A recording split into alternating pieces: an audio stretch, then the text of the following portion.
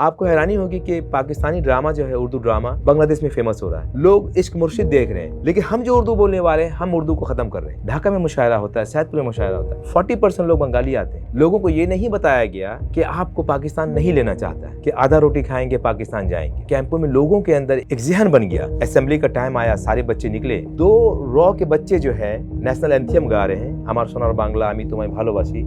हम लोगों का जुबान बिल्कुल बंद था। तो सारे बच्चे जो लोकल बच्चे थे वो हमारी तरफ देख रहे हैं कि ये कौन लोग आ गए। हमने सर को बोला, सर क्या लिखेंगे नेशनलिटी? उन्होंने कहा लिख दो बांग्लादेशी। फिर बात आई कि परमानेंट एड्रेस की। बंगाली टीचर ने कहा मेरे घर का एड्रेस डाल दो। माशाल्लाह आज मैं लॉयर हूँ।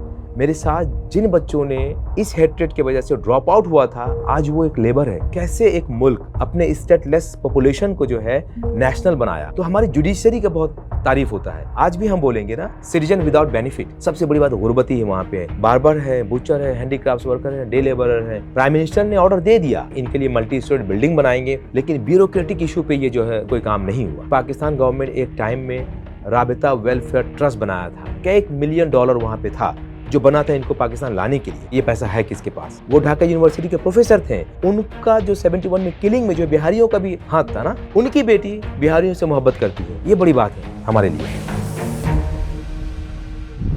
वो हम सफ़र था मगर उससे हम नवाई ना थी। ये शेर जहन में आते ही हम 1971 में चले जाते हैं, जहाँ पे मुल्क एक ज़बान की बुनियाद पर 2 हिस्सों में तकसीम हो गया। लेकिन क्या वाकई वो ज़बान इस वक्त भी तकसीम की वजह बनी हुई है, या फिर सूरत हाल बिल्कुल मुख्तलिफ है कि वहाँ पे उर्दू ज़बान सीखी जा रही है, उससे मोहब्बत की जा रही है, बल्कि कल्चर को भी फ़रोग़ दिया जा रहा है? इस पे बात करने के लिए हमारे साथ मौजूद हैं बांग्लादेश के हमारे साथी खालिद हुसैन साहब, जो कि लॉयर हैं और उसके अलावा चीफ़ एग्जीक्यूटिव हैं काउंसिल ऑफ माइनॉरिटीज़ के।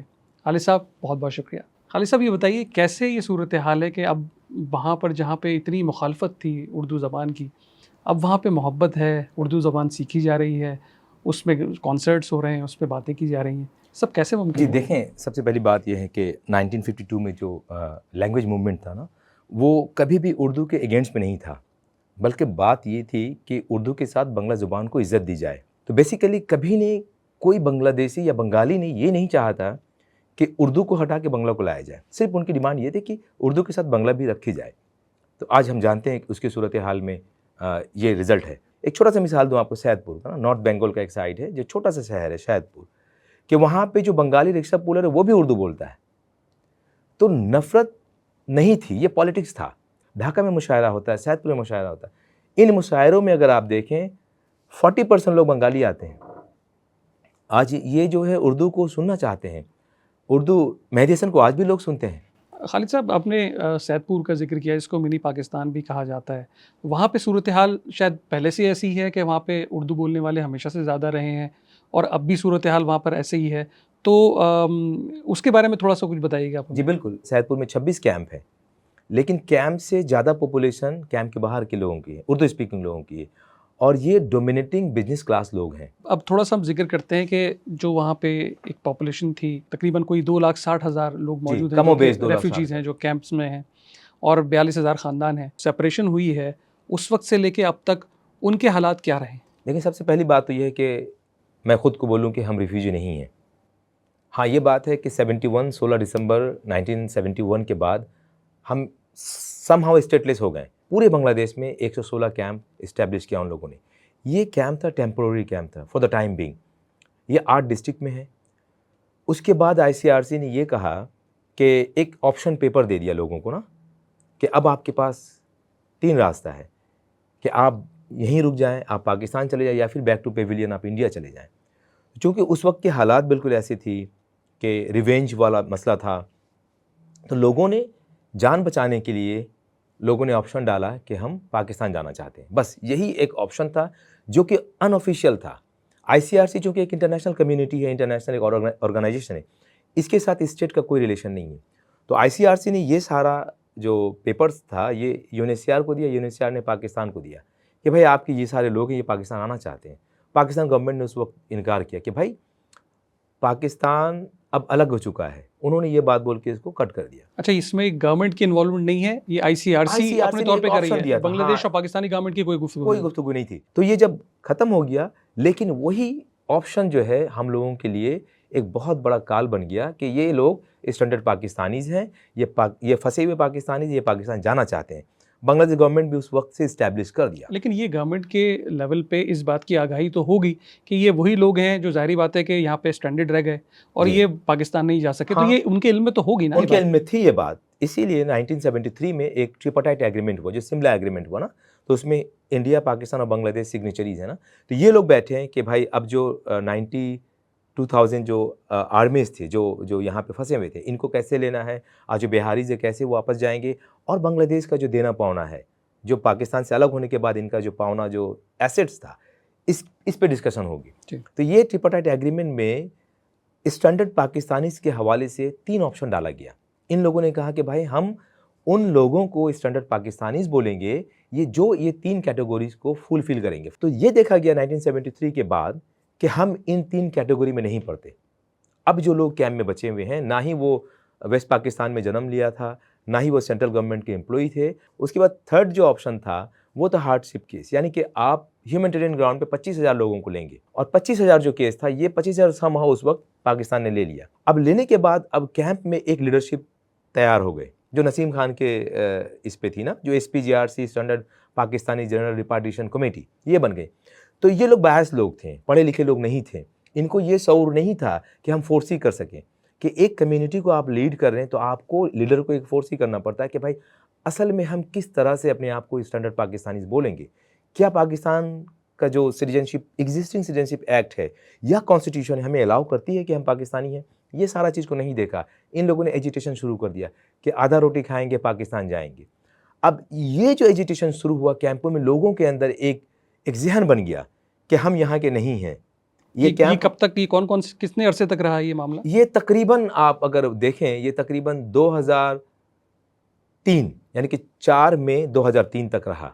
ये जो लोग थे SPGRC वाले या फिर नसीम खान वाले, इन लोगों ने लोगों को बोला भाई आप उर्दू पढ़ो, इंग्लिश पढ़ो, बंगला मत पढ़ो, आपको पाकिस्तान जाना है, आप पाकिस्तान चले जाओगे। लेकिन लोगों को ये नहीं बताया गया कि आपको पाकिस्तान नहीं लेना चाहता है। फिर लोगों ने अपने तौर पे पासपोर्ट बनाए और पाकिस्तान आना शुरू किया, जो आज औरंगी की आबादी है। औरंगी में बेशतर लोग बांग्लादेश के कैंपों से आए हुए हैं। खुद से मेरी पैदाइश जिनेवा कैंप की है। हम जब जिनेवा कैंप में पैदा हुए, जिनेवा कैंप के स्कूल में गए, वहाँ पे हमने उर्दू पढ़ा।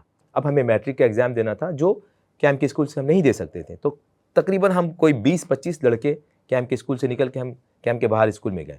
वो स्कूल नूरजहान रोड में है, बंगाली मीडियम हाई स्कूल है। पहला दिन जो था हमारे लिए एक दर्दनाक दिन था। कंप्लीटली हम लोग शॉक हो गए थे।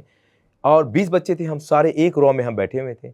असेंबली का टाइम आया, सारे बच्चे निकले, मैदान पे चले गए। वहाँ पे बांग्लादेश का फ्लैग लगा हुआ था, सारे बच्चे, हमारा एक रॉ बन गया था।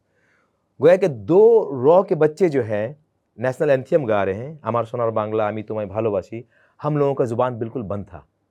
हम एक वर्ड नहीं गा पा रहे थे, इसलिए कि हम इस नेशनल एंथम से हम वाकिफ़ ही नहीं थे।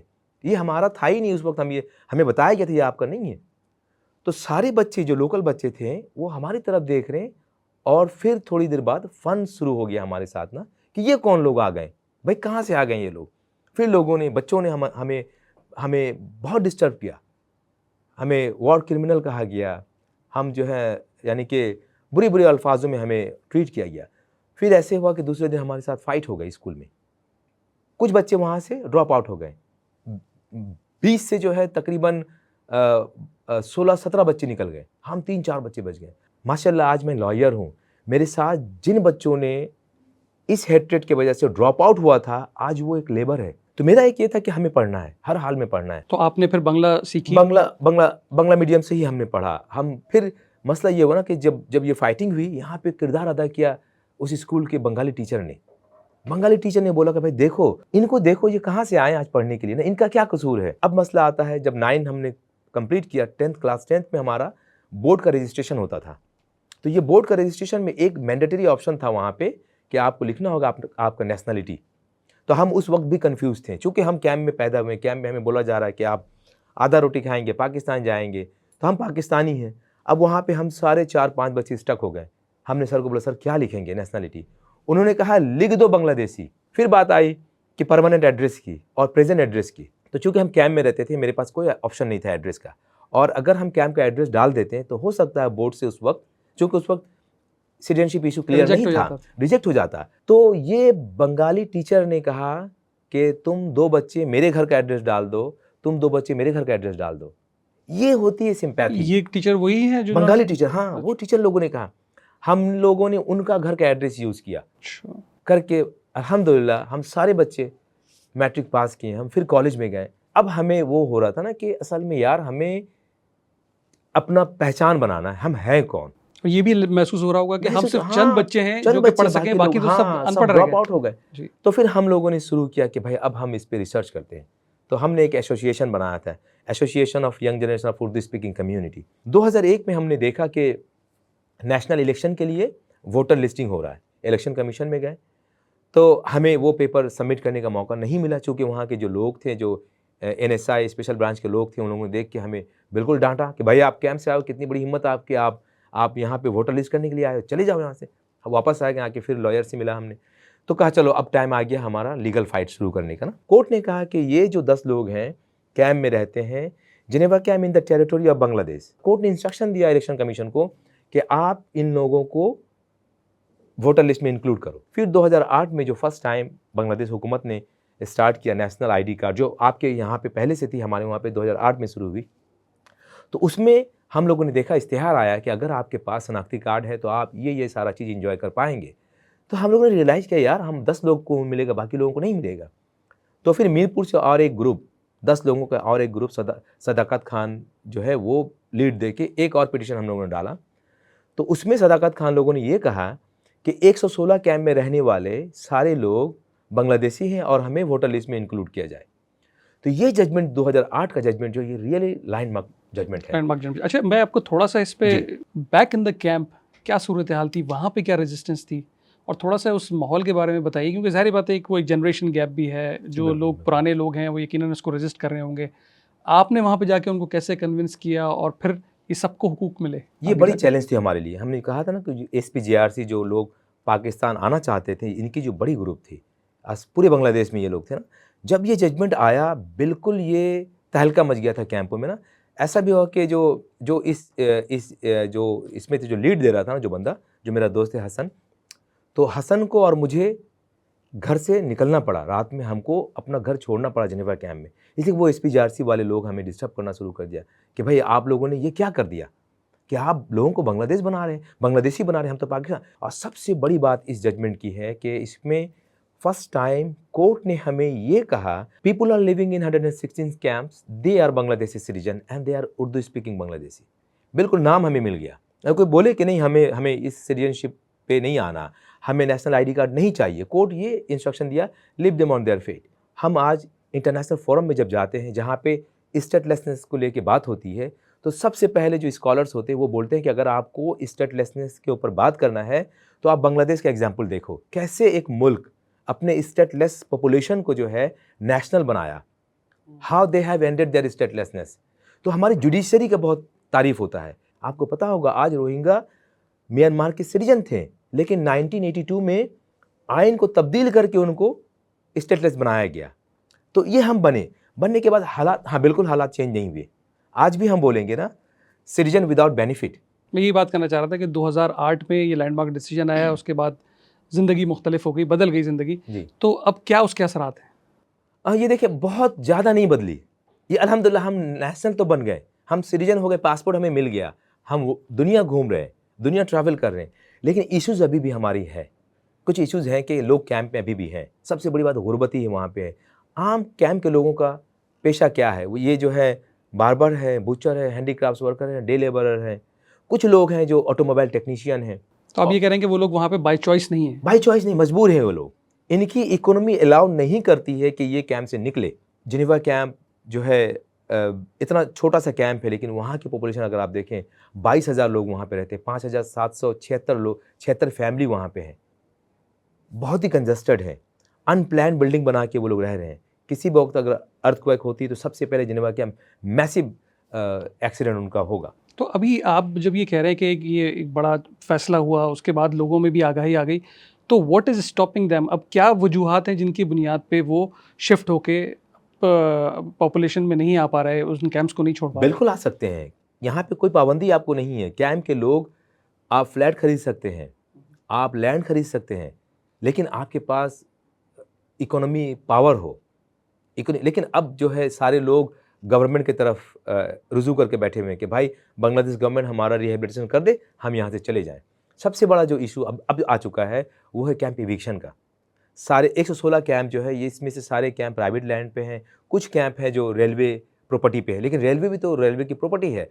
अब चूंकि आप बांग्लादेशी नेशनल हैं, अब आप यहाँ नहीं रह सकते। आर्गूमेंट ये है गवर्नमेंट की ना, आपको निकलना होगा। लेकिन हम इस बात की फाइट कर रहे हैं कि भाई हमारे पास कोई चॉइस नहीं है। क्योंकि आप उस वक्त से लेके अब तक ना आपके पास कोई लैंड टाइटल है, बिल्कुल नहीं, कुछ ना नहीं कोई है। जगह है, तो वो कहाँ जाएंगे अब लोग? ये कहाँ जाएंगे? अब मीरपुर में मैं आपको बताऊं कि रास्ता निकालने के लिए सिटी कॉर्पोरेशन ने तकरीबन 4 से 5 कैंपों को इविक्ट किया। कुछ लोग फ्लैट में चले गए जिनकी इकोनॉमी अच्छी थी, कुछ लोग फिर दूसरे कैंप में आ गए, इसलिए वो नहीं जा सकते। कैंप में आपको 3000 टका का जो है वो रेंट मिल जाएगा एक कमरा, तो वो आपके लिए ईजी है। कैंप के बाहर आप जाएंगे, आपको 15,000 टका देने होंगे। कुछ लोग अभी भी खुले आसमान में हैं, जिनका कोई रास्ता नहीं बना। फिर वो कुछ लोग जो है बंगाली स्लम में चले गए। ये मौजूदा हुकूमत ने फर्स्ट टाइम अनाउंसमेंट किया पब्लिकली कि भाई ये जो बिहारी हैं, ये लोग बड़े तकलीफ में हैं, इनकी हालात बद से बदतर हो रही है, इनको हम आबाद करेंगे, इनके लिए मल्टी स्टोरी बिल्डिंग बनाएंगे। प्राइम मिनिस्टर ने ऑर्डर दे दिया, लेकिन ब्यूरोक्रेटिक इशू पे ये जो है 2016 का ऑर्डर है, लेकिन देखिए आज तक जो है इस पे कोई काम नहीं हुआ। हमारी हुकूमत इतनी भी वेलफेयर हुकूमत नहीं कि इतना सारा पैसा लगा दे। पाकिस्तान गवर्नमेंट एक टाइम में राबिता वेलफेयर ट्रस्ट बनाया था इनको रिपार्टीशन करने के लिए। उस पर एक बड़ी अमाउंट जमा थी ना, वहाँ पे काफ़ी अमाउंट थी, क्या $1 मिलियन वहाँ पे था जो बना था इनको पाकिस्तान लाने के लिए। अब हम लोग ये डिमांड कर रहे हैं कि ये जो ट्रस्ट का पैसा है, ये पैसा को बांग्लादेश हुकूमत को दी जाए। ये पैसा बांग्लादेश हुकूमत अपनी पैसे लगा के इनके लिए रिहेबिलिटेशन का प्रोग्राम करे। बट ये खबर हमारे पास कहीं नहीं है कि ये पैसा है किसके पास। अच्छा, ये बताइए कि अब वहाँ पे जैसे आपने बताया कि उर्दू की भी एक्सेप्टेंस है और जो लोग कैंप्स में हैं उनकी भी एक्सेप्टेंस है, तो वहाँ पे कल्चर पे क्या इसके असरात हुए हैं, शादियों पे क्या असरात हुए हैं? अब आप लोगों का आपस में मिलना जुलना है, इंटर मैरिजेस हो रही हैं। उसके अलावा ये एक और ये बात भी सामने आती है कि अब जो वहाँ पे बिहारीज़ हैं उनका अपना कल्चर जो है वो थोड़ा सा मादूम होता जा रहा है, वो फेड आउट हो रहा है। बिल्कुल ये हमारे लिए एक बैक साइड है, यानी कि डार्क साइड है उर्दू स्पीकिंग लोगों के लिए जो लोग कैंप में। हमने जब ये मिशन शुरू किया था कि हम अपने लिए काम करेंगे, छोटी सी कौम हमारी है, 3 लाख हो 4 लाख की कौम है, हम यहाँ पे उर्दू स्पीकिंग बांग्लादेशी बन के हम यहाँ पे रहेंगे और अपना जो कल्चर को हम नहीं छोड़ेंगे। लेकिन अब मुझे लगता है कि हम शायद गलत थे, अब हम फेल हो रहे हैं। कि देखिए कभी भी कोई भी लैंग्वेज या कल्चर किसी का एनिमी नहीं हो सकता, ये बिल्कुल सेपरेट चीज़ है। आपका खुद का एक खूबसूरती है कि आपके घर पे अगर कोई बच्चा पैदा हो रहा है तो उसमें बहुत सारा रिचुअल होता है। आपकी शादी बंगालियों की शादी से थोड़ा सा अलग है। हम मुसलमान हैं लेकिन हमारे रिचुअल अलग हैं। लेकिन ये सारी चीज़ ख़त्म हो रही हैं, हम मॉडर्न हो जा रहे हैं, लोग पढ़े लिखे हो रहे हैं, अपने आप को हाइड कर रहे हैं ना। कि अब जो बच्चे कैंप से निकल रहे हैं ये अपने आप को उर्दू स्पीकिंग बोलना भी नहीं चाहते हैं। ये बोलना भी नहीं चाहते हम उर्दू स्पीकिंग है। अगर ये उर्दू स्पीकिंग खुद को बोलते हैं तो ये माइनॉरिटी हो जाते हैं। अगर आप माइनॉरिटी होते तो फिर आप सेकंड क्लास समझते हैं अपने आप को। तो अब जो है हम जो ये रियलाइज़ करते हैं कि हम खुद अपने लैंग्वेज कल्चर को हम किल कर रहे हैं, हम ख़त्म कर रहे हैं। यंग जनरेशन में कोई शायर नहीं आ रहा है, इसलिए उसको उर्दू पढ़ना ही नहीं आता, उर्दू उसको लिखना नहीं आता। आपको हैरानी होगी कि पाकिस्तानी ड्रामा जो है, उर्दू ड्रामा बांग्लादेश में फेमस हो रहा है। लोग इश्क मुर्शिद देख रहे हैं, इस पर डिस्कशन हो रही है, लेकिन हम जो उर्दू बोलने वाले हैं हम उर्दू को ख़त्म कर रहे हैं खुद से। यहाँ पे सबसे बड़ा रोल है जावेद हुसैन नाम के हमारे एक उर्दू स्पीकिंग भाई हैं जिन्होंने उर्दू काफ़ी किताबों को जो उन्होंने बंगला में ट्रांसलेट किया हुआ है ना। उन्होंने सादत हसन मंटू को किया, उन्होंने गालिब को किया, उन्होंने मीर तकी मीर को किया, फैज़ अहमद फैज़ को किया। उनके बदौलत आज बंगाली लोग जो है बंगला में जो उर्दू फैज़ अहमद फैज़ को पढ़ रहे हैं। तो ऐसे कुछ लोग हमें चाहिए, हमें इस पे काम करना चाहिए कि अपना जो कल्चर। आप देखें कि हमारे वहाँ पे जो घर पे जो कैंप में बच्चे होते थे ना, तो हमारे वहाँ एक सीरीज होता था रिचुअल का। 6 दिन होने से उसको हम छट्टी बोलते थे। सारे खातून बैठती थी, उसमें एक जो है वो मिक्स एक फूड बनता था कि सब लोग वो फूड खाएंगे उस दिन। ये सारा चीज़ होगा, येलो कलर का कपड़ा बच्चा पहनेगा और वो अपना फोल्क सॉन्ग होगा। औरतें बैठ के जो भोजपुरी में वो गाना गाती थी, ये सारी चीज़ ख़त्म हो गए। उर्दू लिखना पढ़ना नहीं जानते। उर्दू लिखना पड़ अब ये नहीं छुपाते हैं ये लोग ना। ये अब मेरी फैमिली अपार्टमेंट में रहती है। अब हम इस तरह का अगर कोई रिचुअल करते हैं तो हमारी नेबर बोलेंगे अच्छा ये बिहारी है। तो ये चीज़ से बचना चाह रहे हैं लोग, जो कि गलत है। लेकिन आप ये कहते हैं कि ये खुद साख्ता खौफ है गवर्नमेंट का, या किसी का कोई नहीं, प्रेशर गवर्नमेंट नहीं है? कोई कुछ नहीं, बल्कि गवर्नमेंट चाहती है, बंगाली लोग चाहते हैं कि भाई यहाँ पे एक डिफरेंट कल्चर हो। अब आप देखें कि मुहर्रम हमारा एक वाहिद मुहर्रम एक कल्चर जो इवेंट है, ये बजिया है। अब इस मुहर्रम को कवर करने के लिए मुल्क के बाहर से जो कैमरामैन लोग आते हैं इस इवेंट को, तो ये तो हमारे लिए फ़ायदा है, ये तो आपको रिच कर रही है, आपका कल्चर है। जी। तो गवर्नमेंट की तरफ से कोई पाबंदी नहीं है। अब आपके शादी में जो रिचुअल है ये तो आप कर ही सकते हैं। पहले रिचुअल होता था कि शादी से पहले रात जो होता था ना, इसको हम राजग्गा बोलते थे, तो उसमें एक किस्म का मिठाई बनता था, ये आटे का मैदे का गुड़ दे के इसको गुलगुल्ला बोलते थे ना, एक रहम बनता था। तो औरतें, जो हमने देखा बचपन में कैंपों में ना, औरतें 7 औरतें मिलके 7 सुहागिन बोलते थे उसको, वो जो प्याली में वो मिठाई लेके अजान से पहले करीब के मस्जिद में जाती थी और जाके वो ताक लगाती थी, ये 7 प्याला वहाँ पे रख के आती थी ये लोग। ये सारा सिस्टम बंद हो रहा, अब ये लोग नहीं करना चाह रहे, ये सारा चीज़ नहीं हो रहा। अच्छा, 2 नाम भी एक बड़े मशहूर हैं, एक ठाकुर साहब का और मुफीदुल हक साहब का। जी उनका बिल्कुल। क्या किरदार रहा है? जी, हमने आपको यही कहा कि हमारी जो कल्चर है और लैंग्वेज को बचाने के लिए बंगाली लोग सामने आ रहे हैं। आप तनवीर मुकम्मल को देख लें, ये एक्टिविस्ट है, इन्होंने द प्रोमिस्ड लैंड फिल्म बनाया, जो फिल्म टर्निंग पॉइंट है उर्दू स्पीकिंग को बांग्लादेश में समझने के लिए। मुफीदुल हक साहब हैं, मुफीदुल हक साहब डाई हार्ट सपोर्टर है उर्दू स्पीकिंग के, उर्दू लैंग्वेज के, ये डाई हार्ट सपोर्टर, ये हमें इनकरेज करते हैं कि भाई आप खुल के अपना लैंग्वेज को प्रैक्टिस करो। मेघना गुहा ठाकुरता के वालिद साहब को, वो ढाका यूनिवर्सिटी के प्रोफेसर थे, उनका जो 71 में किलिंग में जो बिहारियों का भी वो था, हाथ था ना, बिहारी लोग जो है पाक आर्मी को लेकर गए, हाँ भाई देखो ये हिंदू है, इनको, उनकी बेटी बिहारियों से मोहब्बत करती है, उनकी बेटी बिहारियों की आवाज़ को रेज करती है कि इतने कुछ होने के बावजूद जो अब तक हम लोगों को एक्सेप्ट किया हुआ है, हमें मौका दिया हुआ है कि भाई आप आगे बढ़े, ये बड़ी बात है हमारे लिए। खालिद साहब, थैंक यू वेरी मच आपके टाइम का, और उम्मीद करते हैं कि जब अगली दफ़ा हमारी मुलाकात होगी तो और नई प्रोग्रेस बड़ी के साथ मेहरबानी आप आएंगे। जी, और आप इनवाइट इंशाल्लाह करने के लिए बड़ी मेहरबानी। बहुत शुक्रिया। अस्सलाम वालेकुम।